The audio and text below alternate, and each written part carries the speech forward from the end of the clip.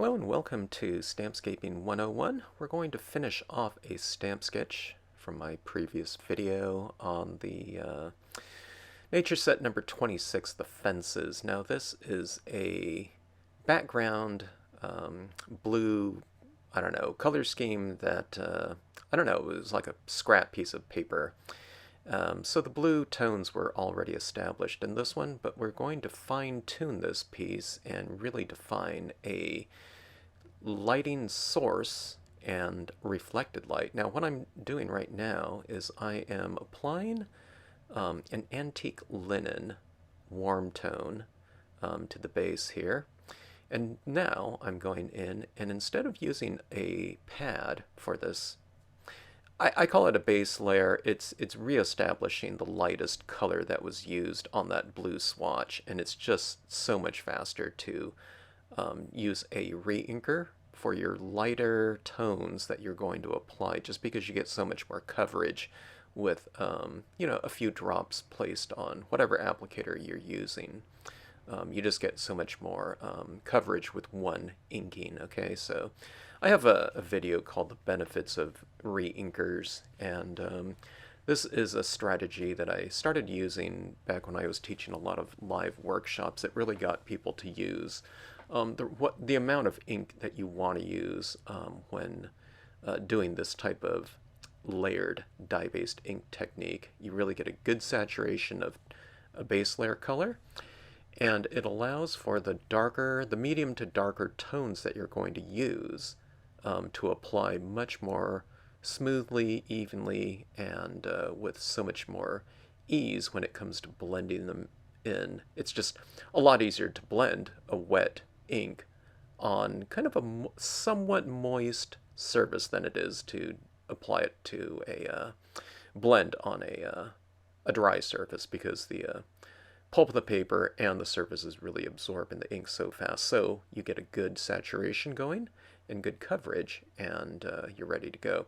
Okay, now right here I'm showing where when you start applying your inks, it's easy to avoid kind of the interior area where your light source is with your lighter tones. But then remember, when you move into your medium to darker tones, what you're going to do is you're going to use less and less of them and become more perimeter oriented with those darker tones. Okay, now this color that I'm using right now is a Prussian blue, so it's fairly dark, so I won't go in to the middle of the scene quite as far as I did with those lighter tones. Okay, so I'm applying it on the outer edge, and then when I do start getting kind of a drier paper towel in this case, I will go into the scene a little bit more. But when you first ink up, or when you keep inking up your applicator like this, use it on the edge, okay, because that's going to be when your applicator is the wettest and applying more ink. Okay, and this is how you achieve a transition of tones going from dark on the perimeter to light in the middle. Okay, now when it comes to lighting, if you're representing some sort of light source, it's usually in the sky, and it can be something as definitive as this lightning. What you do to differentiate source of light from reflected light, like down there in the on the I don't know, whatever meadow, you separate it by an area of darkness. So you can see underneath my cabin, I have this area that starts to reach in and connect to the opposite sides. So see this, where I'm kind of going around in that corner, but then I'm going in. Well, here I'm working on the base, but you can see where it the top source of light is defined from the bottom source. Okay, and that's where you get this visual dialogue running in your scene from, again, light source and reflected light. Okay, and it's really easy to do. You just you can do this lighting scheme on, I don't know, 95% of your pieces, and just call it a day. You don't have to really think about anything more than that. You could have multiple light sources, you know, in your pieces. You could do, I don't know, you can break up the reflected light areas. Let's say if you have some large trees on the base or something like that, you know, you can create shadows and break up that bottom source of, you know, reflected light. But, uh, you know, this two kind of lighting areas, you know, it's definitely applicable to us card makers because we're not usually doing, you know, 11 by 17 tabloid size scenes or something like that where, you know, it would be, you know, completely normal to have a lot of different sources of light or something like that. Okay, now I'm going on with black here, and I call this kind of tipping the edges, okay? You kind of work a little edge or corner, and by making anything one step darker on a scene, what you're doing is you're making the lighter areas, anything that's lighter than it, not just the lightest areas, but anything lighter than the darkest application of ink or an object. By contrast, we're making those lighter areas seem however many steps darker you made it, you're making everything else by relation that much lighter, okay? So sometimes, you know, somebody might take something a little bit more, you know, too darker than they expected. And if it's not with black, you can't physically remove, unless you're doing some sort of bleaching technique, you can't really remove that ink. So what you can do to make it lighter looking is just put something darker next to it. Okay, now this is just a colored pencil, and this is a glossy cardstock. You know, colored pencils aren't going to work. They're not made to work on glossy, you know, smooth surfaces, but you can get a little bit of an application. Like, I'm creating a little bit of a shadow underneath that horse. So something like a colored pencil or an alcohol marker would be perfectly suitable for this. You might have a little bit more control with a colored pencils. I'm using the Prismacolors, so they're fairly soft. Okay, now here's a alcohol marker, just a very light value one, but I'm making the side of the cabin lighter so I can make the rooftop seem a little bit, or I'm making the side of the cabins darker, I should say, which makes, by relation, the rooftop seem a little bit lighter, okay? And it's being top lit by that lightning. Okay, now I'm trying to use my, I just realized I just went through another paint pen, so I'm breaking out my new one here. These Meowsen 0.7 millimeter acrylic paint pens are really great.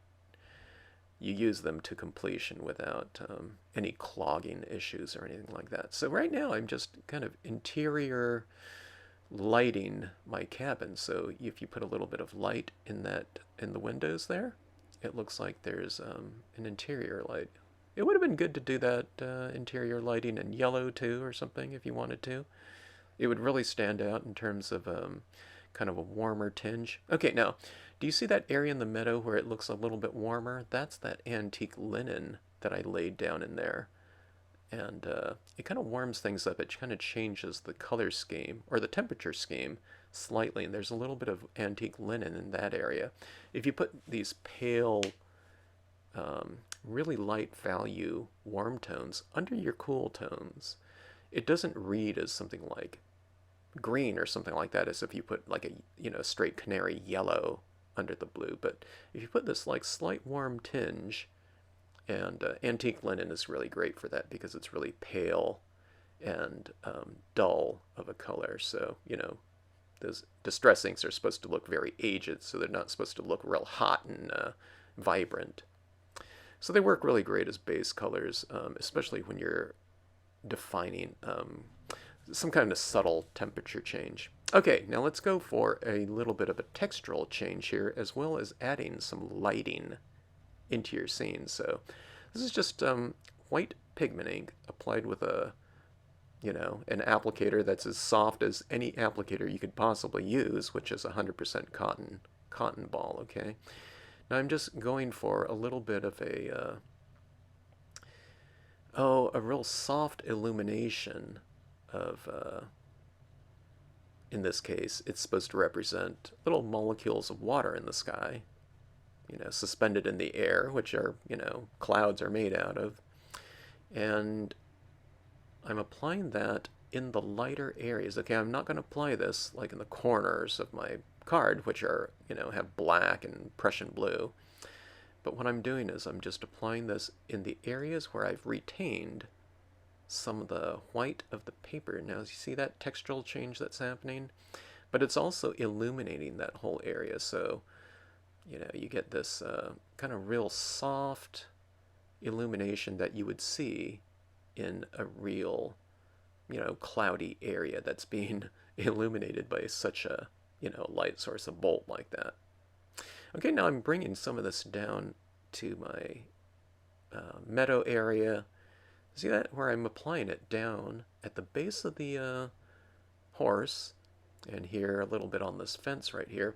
What you're doing is you're bringing a textural continuity to the most distant of areas, which is the sky, and the midground area, which is the horse, and the fence there. So it's in the background, midground, and foreground. So you're creating textural continuity, and, by doing so, it's like a needle and thread in terms of elements that you're using to create continuity throughout your piece. But you're also creating visual interest because you're expanding on the textural range of each of those spaces: background, midground, and foreground. Okay? Adding that in, just let your eye be the judge of it. Okay? Now, when you start to do these little types of details like this, what you want to do, I kind of zoomed out on purpose here so that it would be an example of you kind of holding your pieces out at arm's distance to get a good feeling of what you're doing in specific areas, okay? It's easy to get caught up in the detailed areas and only be kind of aware of like a 1-inch square area while you're working on something, but hold it at an arm's distance, because doing things with the the white paint pen could be really quite dramatic, depending on where you're adding that type of element. With the white here, you can go overboard a little bit with it. I like to oscillate it. I put it on some clouds, and then I have areas of clouds that don't have that white pigment applied. So you get these textural contrasts. If you apply it everywhere, then it's all the same contrast, okay? But again, there's no set formula for it. You just let your eye be the judge of it, and by holding things out at arm's distance, you can be a better judge of how your detailed areas are affecting the overall. Now I'm showing that area of a light source and the reflected light down below, okay? So if you're ever curious about my video on easy lighting, and where I talk about this concept of, light source and reflected light, just type in to the YouTube search window, Stampscapes easy lighting, okay? Now I have a lot of videos on lighting and my lighting concepts, but that one's the basic one. Okay, so that is it. We have these other stamp sketches that I'll finish off later, but I really enjoyed doing this piece. It was really easy to do because it was halfway done already. Thanks so much for watching.